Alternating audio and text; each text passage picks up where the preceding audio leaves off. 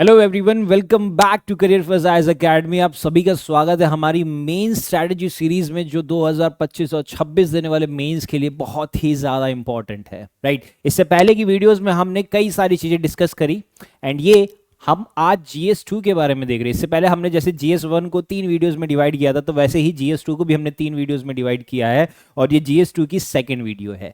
GS2 की पहली video में हमने देखा कि इसका सिलेबस क्या है, वो सिलेबस को हमने डिकोड किया, हमने उसका PYQ की मैपिंग वगैरह देखी।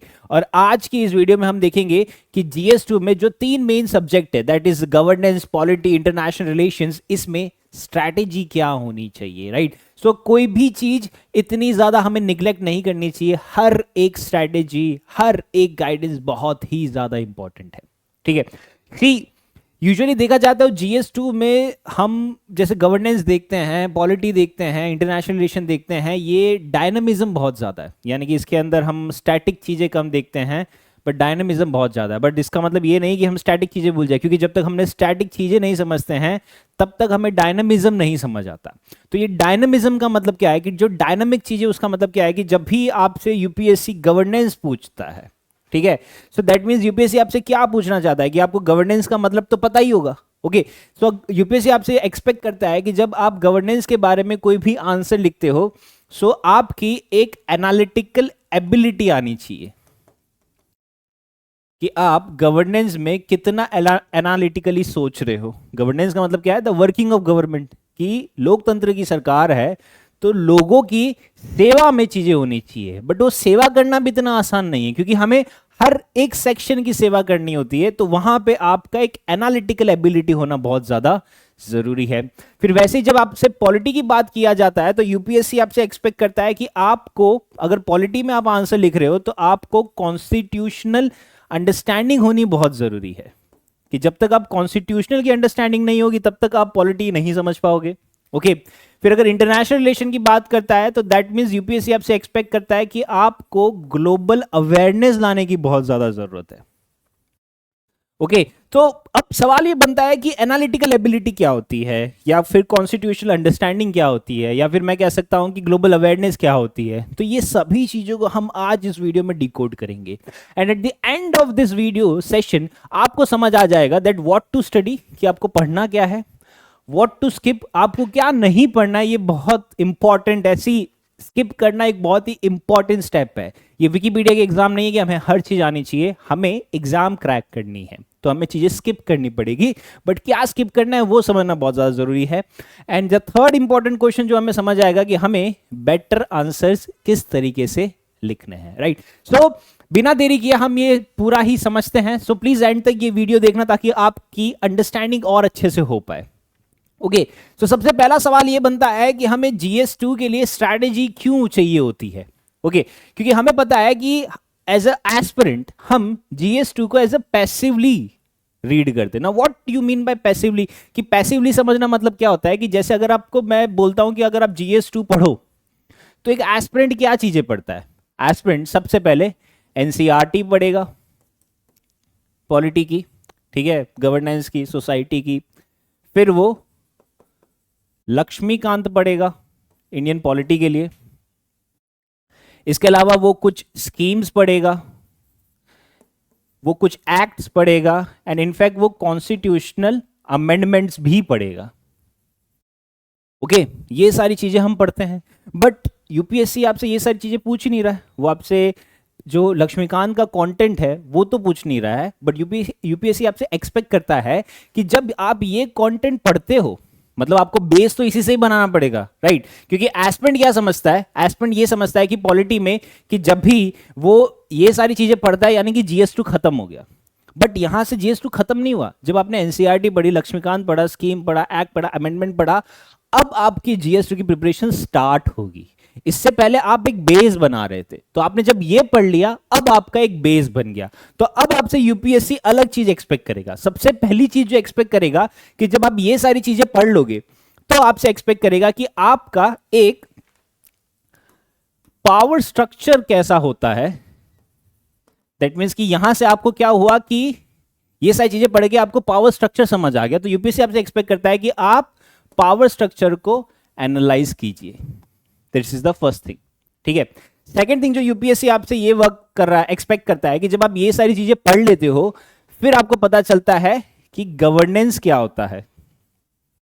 ओके, एंड देन आपसे एक्सपेक्ट किया जाता है कि गवर्नेंस जब फेल हो रही है तो उसमें क्या करना चाहिए हमें, गवर्नेंस क्यों फेल हो रही है, ये चीज समझने की ज्यादा जरूरत है। फिर जब आप पावर स्ट्रक्चर समझ लिया, आपने गवर्नेंस फेल हुई वो समझ लिया, तो थर्ड चीज जो यूपीएससी आपसे एक्सपेक्ट करता है कि आपको वर्केबल रिफॉर्म्स प्रपोज करने हैं। यानी कि हमें रिफॉर्म्स प्रपोज करने हैं जो वर्केबल हो, यानी कि जो फीजेबल हो। दैट मीन्स कि जब आप जीएस2 पढ़ते हो, आपने एनसीईआरटी पढ़ा, लक्ष्मीकांत पढ़ा, स्कीम पढ़ा, एक्ट पढ़ा, अमेंडमेंट पढ़ा, तब आपसे यूपीएससी एक्सपेक्ट करता है कि आपको पावर स्ट्रक्चर समझ आया होगा तो उसको एनालाइज कीजिए। फिर उसके अकॉर्डिंगली आपको गवर्नेंस समझ आया होगा तो आपको ये पता करना है कि गवर्नेंस फेल क्यों होती है। एंड जब आपको पावर स्ट्रक्चर एनालाइज कर लिया है, गवर्नेंस फेल हुई है वो समझ आ गया है, तो फिर आप वर्केबल रिफॉर्म्स को प्रपोज कर पाओगे जो एट द एंड आपका काम होगा as an IAS officer. Okay, तो हमें ये सारी चीजें कभी नहीं भूलनी है, right. So this is the base. तो इसलिए कहा जाता है कि हमारी स्ट्रैटेजी बहुत ज्यादा इंपॉर्टेंट है। तो यूपीएससी आपसे एक्सपेक्ट करता है कि आप एक बैलेंस बनाइए, बैलेंस बिटवीन थियरी जो लक्ष्मीकांत से आएगा एंड एप्लीकेशन जो आपके एक्ट, स्कीम्स और जजमेंट्स यहां सबसे आएगा। बिकॉज रिमेंबर, यहां पे गोल इंफॉर्मेशन गेन करना नहीं है, बट आपकी आंसर को और ज्यादा वर्दी बनाना है, और ज्यादा वर्दीनेस उसकी इंक्रीज करना है। That you should make examiner feel that आपका आंसर और ज्यादा वर्दी है as compare to the other aspirant, right. इसलिए आपको ज्यादा मार्क्स मिलने चाहिए, तो आपको यही चीजें बतानी है, राइट। सो ये तीन चीजें बहुत ज्यादा इंपॉर्टेंट है। ओके, अब हम सब्जेक्ट वाइज देखते हैं कि सबसे पहले मेरे को पॉलिटी में क्या स्ट्रेटेजी चाहिए होती है ना। पॉलिटी में हमें लक्ष्मीकांत तो पढ़नी है as a base, but we have to go beyond Laxmikant, ठीक है। जैसे कि पॉलिटी में हमारा जो, जैसे हमने इससे पहले वाली वीडियो में देखा, पीवाईक्यू मैपिंग देखी, तो हमें समझ आया कि पॉलिटी में फोकस किस पे आ रहा है, जुडिशरी पे, पार्लियामेंट पे, फेडरलिज्म, इलेक्ट्रॉनिक रिफॉर्म्स। ओके, तो यूपीएससी आपसे क्या एक्सपेक्ट करता है कि आप इन सबको इंटीग्रेट करो। जैसे जुडिशरी में आप इंटीग्रेट करो, कोई नया टाइप का केस लॉज आया है, ठीक है, जुडिशरी के कोई आर्टिकल रेफरेंसेस है, जुडिशरी का कोई रियल वर्ल्ड एग्जांपल है। सिमिलरली पार्लियामेंट में, फेडरलिज्म में और इलेक्टोरल रिफॉर्म्स में, ठीक है। इसको हम कैसे करेंगे वो थोड़ा सा देख लेते हैं।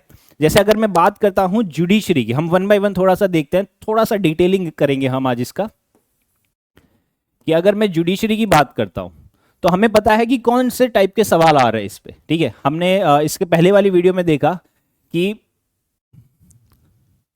पीआईएल पे सवाल आ रहा है, राइट, पब्लिक इंटरेस्ट लिटिगेशंस क्या होते हैं उस पे सवाल आ रहा है। फिर हमने देखा एनजेएसी पे सवाल आ रहा है, राइट। फिर हमने देखा जुडिशियल रिव्यू पे सवाल आ रहा है, एंड देन हमने देखा कि जुडिशरी में जो जेंडर रिप्रेजेंटेशन है उस पे भी सवाल आ रहा है। Okay, so these are the dimension of judiciary. तो जब भी आप जुडिशरी पढ़ रहे हो तो आपको ये डायमेंशंस तो पढ़ने हैं ही, एंड इनको रियल लाइफ से कनेक्ट करना है, राइट। कि पब्लिक इंटरेस्ट लिटिगेशन में कोई डेवलपमेंट है, एनजेएसी में कोई डेवलपमेंट है, जुडिशियल रिव्यू में कोई डेवलपमेंट है, राइट, या फिर जेंडर रिप्रेजेंटेशन में कोई डेवलपमेंट है, आपको केसेस को कनेक्ट करना है, ठीक है। वैसे अगर मैं दूसरा पॉइंट अगर लेता हूं, लेट्स से दूसरा पॉइंट इज द पार्लियामेंट। अब पार्लियामेंट में भी बहुत सारी चीजें जो इंपॉर्टेंट है वो यूपीएससी पूछता है। जैसे सबसे पहली चीज मैं देखता हूं कि यूपीएससी ने पार्लियामेंट में क्या टाइप के सवाल पूछता है। सबसे पहला पूछता है प्रिसाइडिंग ऑफिसर। अब presiding officer in the sense कि लोकसभा में स्पीकर है और राज्यसभा में वाइस चेयरमैन है। वाइस चेयरमैन से वाइस प्रेसिडेंट है। वाइस प्रेसिडेंट से याद है कि इंडिया के वाइस प्रेसिडेंट ने रिजाइन कर दिया है, तो अब वाइस प्रेसिडेंट के रिजाइन होने के बाद राज्यसभा का नया चेयरमैन इलेक्ट किया जाएगा जो एक वाइस प्रेसिडेंट बनेगा, एंड उसमें डीले होता है। इस पे यूपीएससी ने सवाल पूछ लिया है, ठीक है, कि उससे क्या इफेक्ट होता है कि अगर आप एक प्रिसाइडिंग ऑफिसर के अपॉइंटमेंट में डिले करते हो तो उससे वो हाउस के वर्किंग में या हाउस के बिजनेस में क्या इश्यूज आता है, ठीक है। So that is a presiding officer. फिर सेकंड चीज अगर हम पढ़ लेंगे, that is the parliamentary committee, कि जो भी पार्लियामेंट है उसके अंदर कई सारी कमिटीज है। हमने इससे पहले भी देखा था कि बजट के लिए कई सारी parliamentary committee, around 24 departmental committees है जो पार्लियामेंट की कमिटीज होती है। और ये पार्लियामेंट कमिटीज क्या करती है, बजट को हर एक सिनेरियो से एनालाइज करती है और फिर देखती है कितना फीजिबल है, कितना फीजिबल नहीं है, उसके अकॉर्डिंगली वो सजेशन देती है, एंड देन फिर वो चेंजेस होते हैं। ओके, थर्ड चीज आ जाएगी इसके अंदर, दैट इज लेजिस्लेटिव अकाउंटेबिलिटी।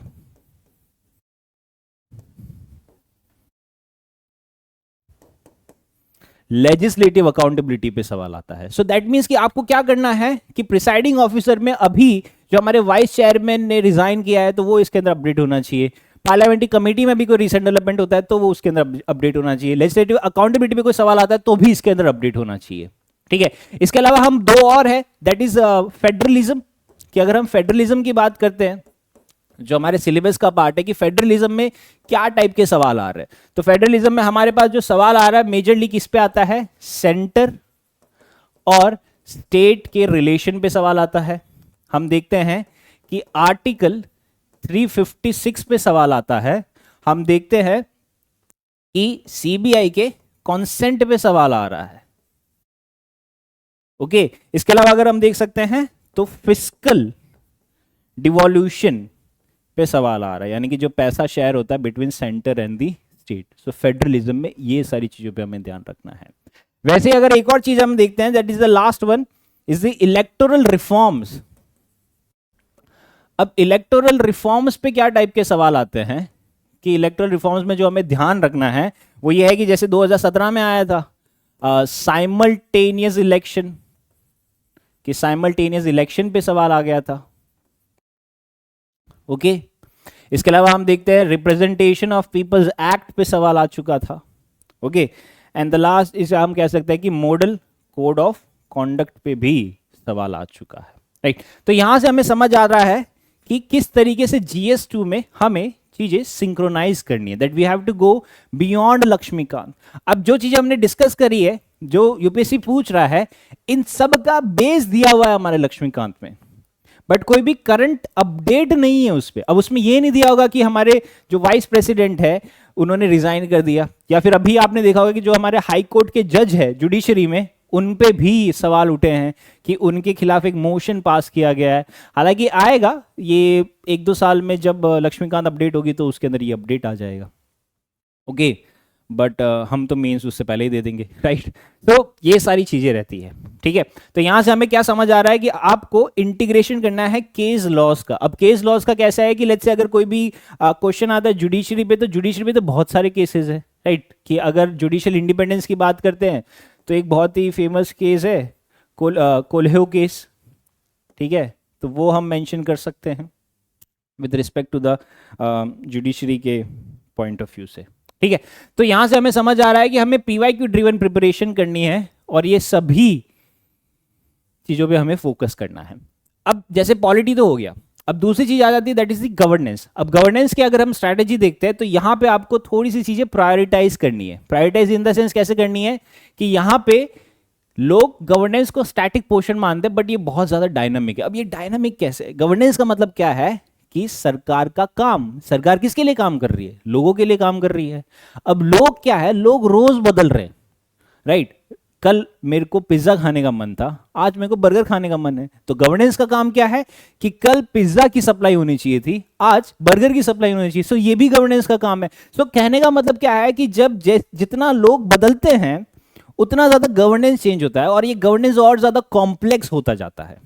ठीक है, तो इसमें हमें क्या ध्यान रखने का कि ये डायनामिज्म पे ज्यादा बात आ रही है। तो डायनामिज्म पे ज्यादा बात आ रही है तो इसमें क्या करना है कि हमारी प्रायोरिटी किस पे होनी चाहिए, लाइक राइट टू इंफॉर्मेशन पे होनी चाहिए, ई गवर्नेंस पे होनी चाहिए, रेगुलेटरी बॉडीज पे होनी चाहिए, सिविल सर्विसेज पे होनी चाहिए।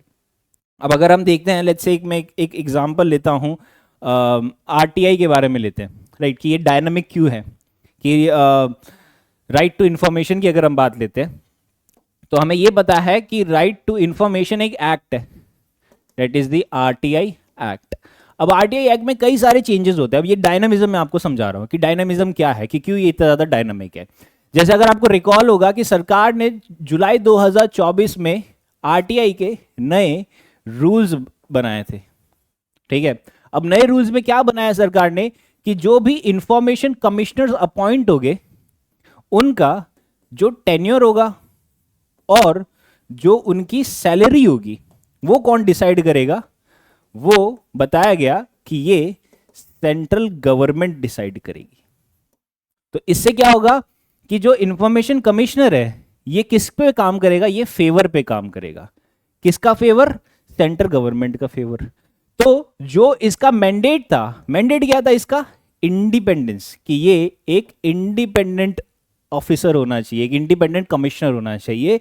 तो वो इंडिपेंडेंट नहीं रहेगा क्योंकि ये अब फेवर में काम करेगा। किसके फेवर में? सेंट्रल गवर्नमेंट के। क्यों? क्योंकि सेंट्रल गवर्नमेंट इसका टेन्योर और सैलरी डिसाइड करेगी, राइट। तो ये सारे अपडेट है, तो आपको ये अपडेट पता होना चाहिए, राइट। मैं कहने का मतलब ये है कि ये आरटीआई एक्ट है बहुत छोटा बट बहुत ज़्यादा इम्पैक्टफुल है और इस पर बहुत ज़्यादा पॉलिटिकल इंटरफेरेंस होता है और यूपीएससी इसका बहुत ध्यान रखता है।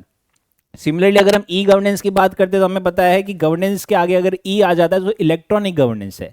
अब इलेक्ट्रॉनिक गवर्नेंस में कई सारी चीज़ें, डिजिटल इंडिया है, डिजी लॉकर है, एंड अब जो चल रहा है दैट इज दी एआई, कि एआई बहुत ज़्यादा यूज़ हो रहा है गवर्नेंस में, कि सरकार एआई का बहुत ज़्यादा यूज़ कर रही है। लाइक एआई फॉर भारत एक इनिशिएटिव है, तो आपको ये सारे इनिशिएटिव का एक पाइल अप करना पड़ेगा, राइट। जो 1 पेजर नोट होगा ना उसके अंदर ये सारी चीज़ आपको इंक्लूड करनी पड़ेगी। सिमिलरली जो हमारे पास रेगुलेटरी बॉडीज है, ये रेगुलेटरी बॉडी की functioning, like national human right commission, national commission for women, तो ये सारे जो बॉडीज है इनकी फंक्शनिंग, इनकी इंडिपेंडेंस, इनकी ऑटोनॉमी, ये सब बहुत ज़्यादा इंपॉर्टेंट है। तो अगर इस पे कोई भी न्यूज़ आ रही है तो वो आपके पास डेटा होना चाहिए। And then the civil services जो आप लोग बनोगे, ओके। तो यहाँ पे क्या करना है कि जो करंट रिफॉर्म्स है आपको उससे लिंक करना है गवर्नेंस गैप से, राइट। कि गवर्नेंस गैप होगा उससे आपको लिंक करना है। For example direct benefit transfer में क्या गवर्नेंस गैप है, डिजिटल इंडिया में क्या गवर्नेंस गैप है, नेशनल कमीशन फॉर वुमेन में क्या गवर्नेंस गैप है, right.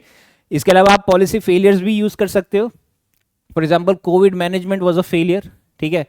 Smart cities as an example, जैसे अभी हमने देखा कि smart cities like Chennai, Bengaluru, Gurugram, even though they are smart cities but they have failed to be a smart, क्योंकि जैसे ही बारिश होती है पूरा शहर डूब जा रहा है। सो दैट मीन्स कि खाली हमने उसमें साइबर हब्स और यही सब बनाया है, हमने ड्रेनेज बनाया ही नहीं है, ओके। फिर आ जाता है सोशल जस्टिस। अब सोशल जस्टिस में दो चीज़ें बहुत ज़्यादा इंपॉर्टेंट होती है, ओके।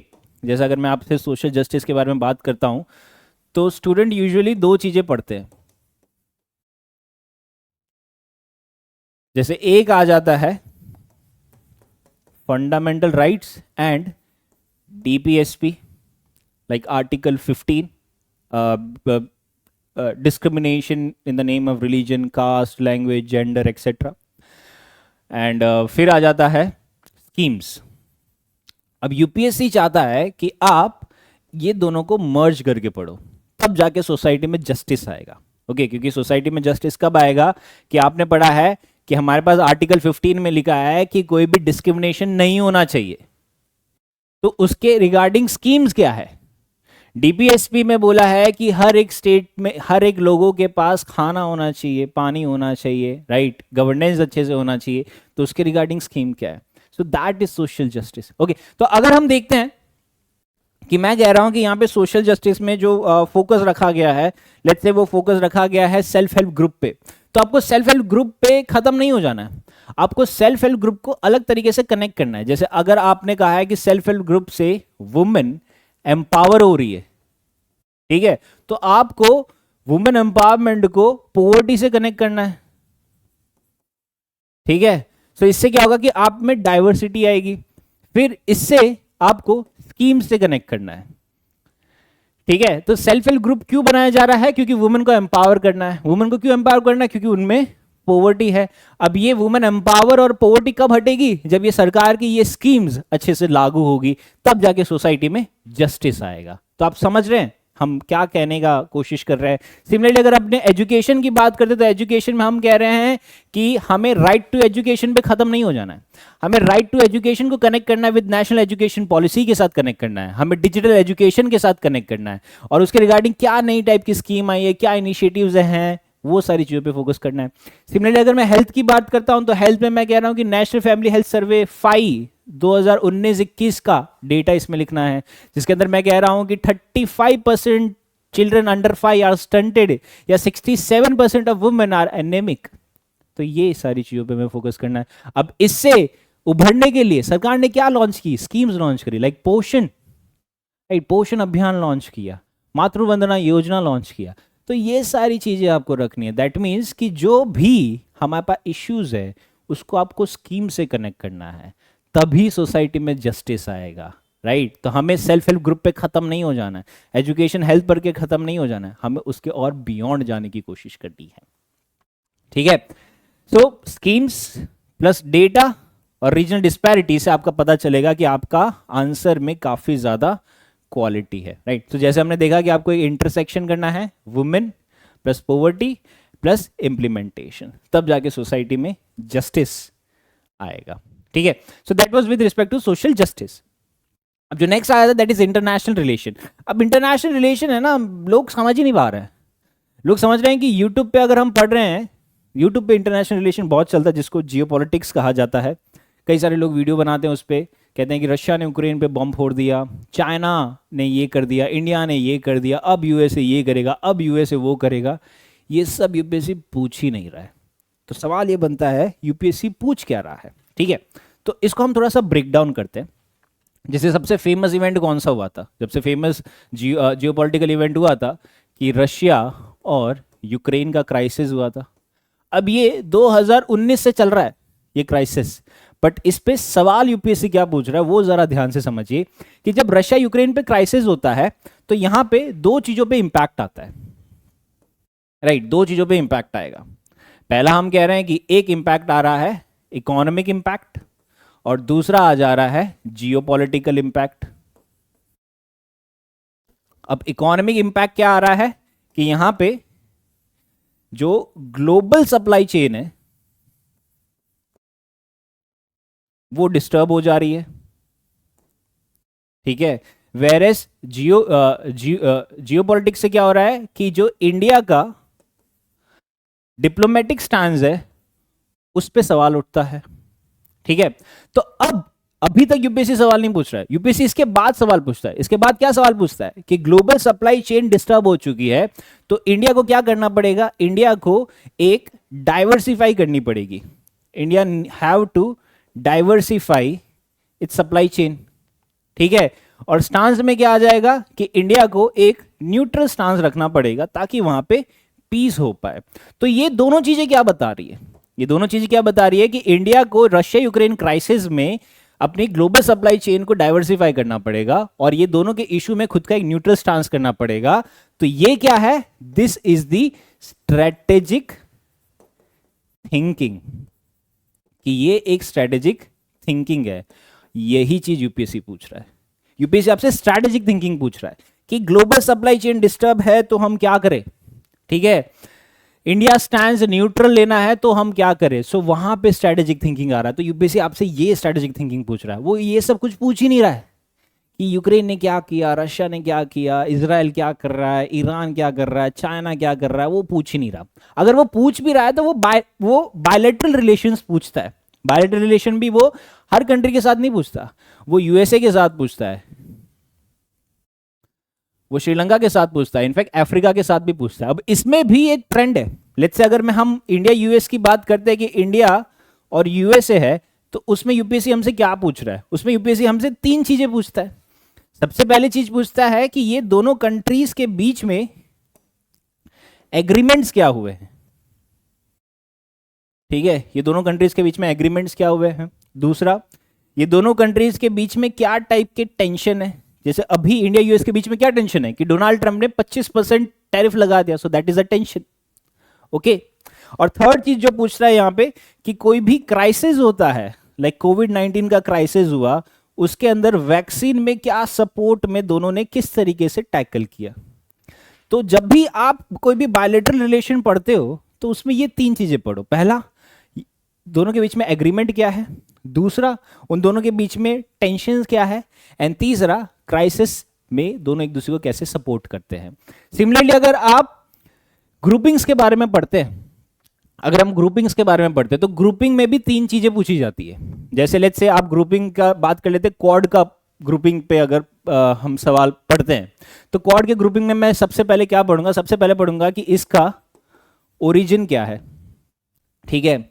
दूसरा पढ़ूंगा कि ये ग्रुपिंग में इंडिया का रोल क्या है, दैट इज वेरी इंपॉर्टेंट। और जो थर्ड चीज मैं पढ़ूंगा ग्रुपिंग में, कि ये ग्रुपिंग इंडिया के पॉइंट ऑफ व्यू से मैं बोल रहा हूं कि ये ग्रुपिंग में क्या है, कि क्या ये चाइना के अगेंस्ट है या ये वेस्ट के अगेंस्ट है, राइट। सो दैट मीन्स कि हमें इंडिया सेंट्रिक चीजें पढ़नी है। ओके, वापस मैं बता रहा हूं कि अगर बायलैटरल एग्रीमेंट के बारे में पूछा जाता है तो उसके अंदर एग्रीमेंट क्या है, टेंशन क्या है, क्राइसिस सपोर्ट क्या। अगर ग्रुपिंग के बारे में पूछा जा रहा है, लाइक क्वाड है, तो क्वाड का ओरिजिन क्या है, उसके अंदर इंडिया का रोल क्या है, और क्वाड से चाइना पे क्या इफेक्ट आ रहा है या वेस्ट पे क्या इफेक्ट आ रहा है, क्योंकि हमारी जो डिप्लोमेटिक पॉलिसीज है वो सब इसी सेंट्रिक है। तो रिमेंबर, आप कोई भी इंटरनेशनल रिलेशन की न्यूज पढ़ो तो मेक श्योर कि वो न्यूज से इंडिया का क्या स्टांस है, वही हमारे लिए सबसे ज्यादा इंपॉर्टेंट है। हमें सिर्फ और सिर्फ वही पढ़ना है और कुछ नहीं पढ़ना उसमें। ओके, तो आई होप आप लोगों को काफी क्लैरिटी मिल गया होगा इन दिस वीडियो, जहां पे हमने स्ट्रैटेजी समझी, हर सब्जेक्ट वाइज हमने स्ट्रैटेजी समझी। ठीक है, अब इसमें जो दूसरी चीज हमें समझनी है इंटरनेशनल रिलेशन में, कि इंडिया की ग्लोबल आइडेंटिटी क्या है, कि इंडिया क्लाइमेट को लेके क्या कह रहा है। अब यहां पे अगर आपको रिकॉल करना है, COP26 में इंडिया ने कहा था that whatever we are doing is more than enough, हम इससे ज्यादा नहीं करेंगे, क्योंकि इंडिया ने कहा कि उनका ऑब्जेक्टिव है to eradicate below poverty line, कि लोगों को गरीबी से बाहर निकालना है। तो हम जितना कर सकते थे हमने उतना कर दिया, अब हम इससे ज्यादा नहीं करेंगे। तो ये बोल्ड स्टांस लिया इंडिया में, तो वो आपको कंसीडर करना पड़ेगा। ठीक है, फिर इंडिया का डायस्पोरा का रोल क्या है, कि इंडिया उससे सॉफ्ट पावर कैसे आ रहा है, तो वो चीज आपको समझनी पड़ेगी। देन फिर आपको एक लिंक बताना पड़ेगा कि इंडिया की जो डोमेस्टिक पॉलिसी है उससे क्या लिंक है, कि जो domestic policy in the sense की कोई भी टेक्नोलॉजी है, ट्रेड है, माइग्रेशन है, वो डोमेस्टिक पॉलिसी से किस तरीके से लिंक करता है। ठीक है, तो ये सारी चीज़ों पे हमें फोकस करना है। इसके अलावा एक इंस्टीट्यूशंस भी है लाइक WTO, UNSC, उसमें भी कई सारे डेवलपमेंट हो रहे हैं। इंडिया कह रहे हैं कि WTO वर्ल्ड कंट्री के लिए ही है, तो उसके चलते क्या हो रहा है कि रीजनल ग्रुपिंग स्टार्ट हो जाती है। For example BRICS, BRICS is a regional grouping. वो कह रहे हैं कि जो WTO और ये यूनाइटेड नेशन है ये हमारी बातें ही नहीं सुनते हैं, तो हम हमारे इश्यूज खुद से रिजॉल्व कर लेंगे, राइट। तो ये चीज़ यहाँ पे बताई गई है। ओके, तो जब आपने ये चीज़ें समझ ली है, हमने स्ट्रैटेजी समझ ली, अब हमें क्या करना है कि हमें आंसर्स लिखने में क्या चेंजेस रखने हैं, वो है। तो सिंपल है, ये चीज़ हम पहले भी डिस्कस कर चुके हैं। इस पर एक सेपरेट वीडियो जहाँ पे मैंने बताया कि 10 मार्कर में क्या लिखना है, 15 मार्कर में क्या लिखना है, ऐसे में क्या लिखना है, एथिक्स में क्या लिखना है, वो पूरा ही मैंने डिटेल में चीज़ें समझाई हुई है। ठीक है, तो उसके पॉइंट ऑफ व्यू से मैं कह रहा हूं कि अगर 10 मार्कर है, वापस मैं रिपीट कह दे रहा हूं कि 10 मार्कर है तो उसमें डायरेक्ट लिखना है, क्योंकि यहां पे 10 मार्कर में कितने वर्ड्स लिखने हमें 150, और 15 मार्कर में 250। तो जब 150 है तो वहां पे डायरेक्ट चीजें लिखनी है, कोई कहानी नहीं बतानी, डायरेक्ट चीजें लिखनी है। स्ट्रक्चर लिखने हैं हमें, 3 से 4 डायमेंशंस लिखने हैं, एग्जाम्पल्स और डेटा लिखना है, ज्यादा नहीं, 2-3 डेटा और एग्जाम्पल होगा, इतने में 150 वर्ड खत्म हो गया। फिर 250 वर्ड है। अब 250 वर्ड में क्या करना है कि जो डायमेंशन ऊपर 2-3 लिखे हैं तो यहाँ पे 5-6 डायमेंशंस लिख दो। जो डेटा वहां पे 2 डेटा लिखा है तो यहाँ पे 4 डेटा लिख दो, एंड देन फिर आप कंक्लूजन कर दो। कंक्लूजन इज वेरी इंपॉर्टेंट, कि कंक्लूजन में आपको मेजरली क्या करना है कि कंक्लूजन में आपको हमेशा फॉरवर्ड लुकिंग बताना है, दैट आगे सब अच्छा होने वाला है, राइट। सरकार बहुत अच्छा कर रही है, मुझे IAS बना दो और अच्छा करने की, तो आपको यही चीजें बतानी है, that you are doing good, मुझे उसका पार्ट बना दो, हम और अच्छे से काम करेंगे। तो यही अप्रोच आपको रखनी है। इसके अलावा डायग्राम्स और फ्लो चार्ट बनाने की कोशिश कीजिए, दैट नीड्स प्रैक्टिस, कि अगर आप आज ही बनाने लगोगे तो नहीं होगा, धीरे धीरे आप इसको प्रैक्टिस करोगे and slowly and gradually you will figure that out. Okay, तो फाइनल टिप अगर हम क्या है, तो हमें 1 पेजर नोट बनाने हैं हर एक थीम का, ठीक है, जिसके अंदर PYQ plus examples plus 1 current link लेके आना है। हमें कोई भी केस लॉस को स्किप नहीं करना है, रिपोर्ट्स को स्किप नहीं करना है, स्कीम, परफॉर्मेंस डेटा ये सब रखनी है, एंड हमें GS2 की मैपिंग रखनी है, PYQ मैपिंग, ताकि हम स्मार्टली रिवाइज कर सके बिफोर मेंस के लिए, राइट। सो आई होप आप लोगों को क्लैरिटी मिली होगी in this video. We will be, that is it from today's video, and in the next video जो हम मेंस में लेके आएंगे दैट इज फॉर GS2 के, और बेटर तरीके से हम एक फाइनल स्ट्रैटेजी वाला रखेंगे, कि जिसके अंदर हम डायरेक्ट मॉडल आंसर सॉल्व करेंगे, डायरेक्ट PYQ का एक सवाल उठाएंगे और उसमें से मॉडल आंसर सॉल्व करेंगे, right. So this is it from today's video. In the coming video will be covering more such kind of topics. Till then stay safe and study well. Thank you.